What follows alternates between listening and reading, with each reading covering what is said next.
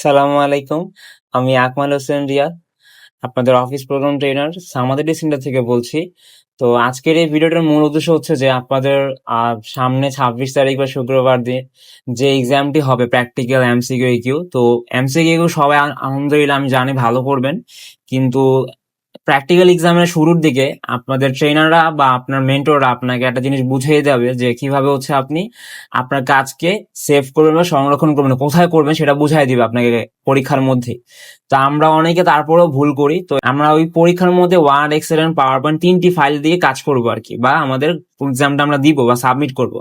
তো সেটা কই করতে হবে এবং কিভাবে করব সেটা আমরা এখন আমাদের স্ক্রিনের দিকে দেখব। যেমন ধরেন আমরা এখন কোথায় আছি, আমাদের ডেস্কটপ সাইডে।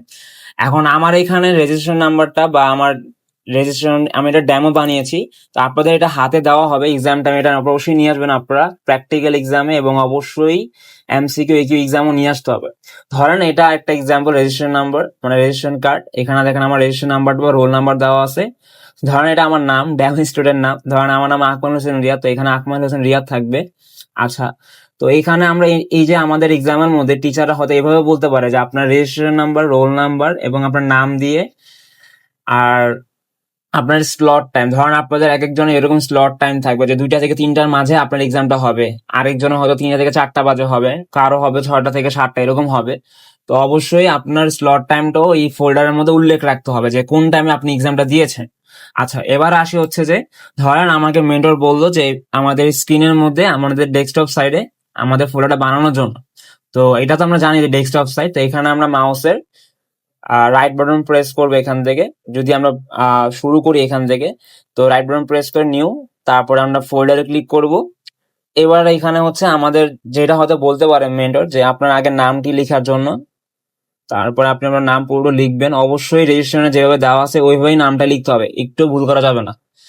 এখানে হাইফেন বা মাইনাস দিব। দেন ধরেন আমার রেজিস্ট্রেশন নাম্বার ছিল 102345, আরো বড় হইতে পারে, যতটুকু হবে ততটুকু দেওয়ার লাগবে। অ্যান্ড দেন এখানে হাইফেন দিয়ে 2টা থেকে আমার 3টা স্লটে আমার ধরেন এক্সাম, তো এটা আমার কি হয়ে গেল, আমার নামটা হয়ে গেছে। বাট এখন এই নাম দিয়ে কিন্তু আমাদের আমাদের ওয়ার্ড, এক্সেল, পাওয়ার পয়েন্টের ফাইলের নামও বানাইতে হবে। তো কি করব আমরা, কন্ট্রোল এ দিয়ে অল সিলেক্ট অথবা মাউস দিয়ে ড্র্যাগ করে সিলেক্ট করব।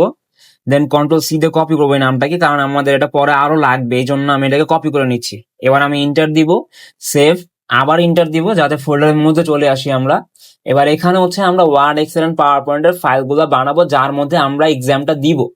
তো এক্সাম্পল, এবার হচ্ছে আমরা এখানে মাউসের রাইট বাটন প্রেস করবো, ফোল্ডারের মধ্যে রাইট বাটন প্রেস করে ফোল্ডারে না যেয়ে আমরা যাবো ওয়ার্ড ডকুমেন্টে, মাইক্রোসফট ওয়ার্ড ডকুমেন্ট ক্লিক করব। এখানে যে লেখাটা সিলেক্ট করে আছে এখানে পেস্ট করবো আমরা। মাউস দিয়ে কিছুই ক্লিক করতে হবে না, জাস্ট কন্ট্রোল ভি পেস্ট। দেখেন নামটা চলে আসে এখানে, যেটা আমরা একটু আগে করেছিলাম। এবার ইন্টার দিব, সেভ হয়ে যাবে। আবার right button press, new, Microsoft PowerPoint click, control V paste, enter, last one, right button press, new, and Microsoft Excel worksheet. অবশ্যই এটাকে খেয়াল করতে হবে যে কি বানাচ্ছেন, আপনি নামটা পড়ে নেবেন অবশ্যই। ক্লিক করবো এখানে, কন্ট্রোল ভি পেস্ট, ইন্টার। তাহলে আমাদের কি হইলো, আমাদের এই যে ফোল্ডারটার মধ্যে এই 3টি file, Word, PowerPoint and Excel, 3টি ফাইল আমাদের হয়ে গেছে। তো যে যেটা দিয়ে শুরু করবেন, তো ওই ফাইলটাকে এখান থেকে ওপেন করতে হবে। ধরেন আপনাদের হয়তো ম্যাক্সিমাম মেন্টররা বা হচ্ছে আপনাদের ভালোর জন্য হয়তো বলবে যে আপনাদের পাওয়ার পয়েন্টে আগে দেওয়ার জন্য, বা যে যেটা ভালো পারেন সেটা আগে দিবেন।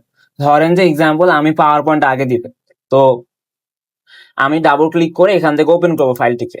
ওপেন করার পর স্বাভাবিকভাবে আপনার এখানে click to add first slide এরকম আসবে। তো আসার পরে আপনার কাজ কি, হয়তো আপনার কোর্সে শিখেছেন যে আপনার ফার্স্ট পেজে আপনার টাইটেল, কাকে সাবমিট করবেন, ডেট আর সাবটাইটেল, এগুলো লিখতে হবে। ধরেন আমার আজকের এক্সামে আমাকে হয়তো 7 মেগা প্রজেক্ট ইন বাংলাদেশ একটি প্রেজেন্টেশন দিয়েছে।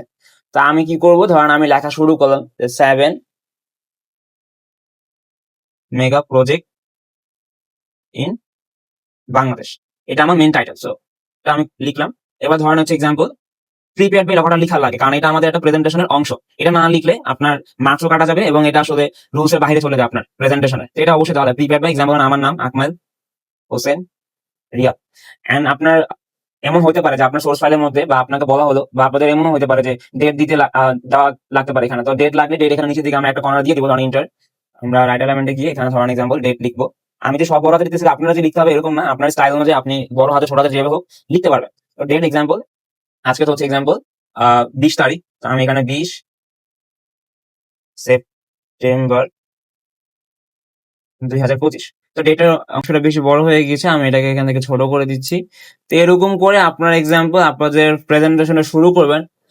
তো যখনই শুরু করবেন জিনিস মাথায় রাখতে হবে, এটা তো অলরেডি আপনি সেভ করে রেখেছেন, সেভ করেই কিন্তু এটাকে ওপেন করছেন।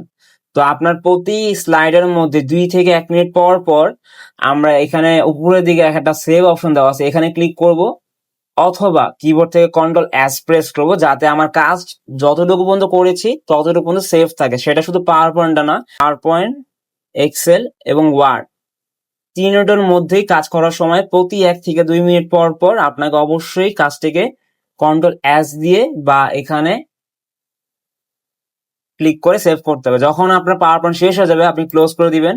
এই যে ব্যাকগ্রাউন্ডে কিন্তু আমার ওয়ার্ড রয়ে গেছে, এক্সেল রয়ে গেছে, তো এখানে আবার যেটা করতে চাচ্ছেন ওটাতে ডাবল ক্লিক করে ওপেন করে কাজগুলো আপনাদের করে নিতে হবে। এক্সাম্পল যেমন ধরেন এখানে আপনি এখন এক্সেল কাজ শুরু করবেন, তো এখানে কাজ করার প্রতি 1 থেকে 2 মিনিট পর পর আপনাকে কি করতে হবে, কন্ট্রোল দিয়ে এস অথবা এখানে গিয়ে ক্লিক করতে হবে।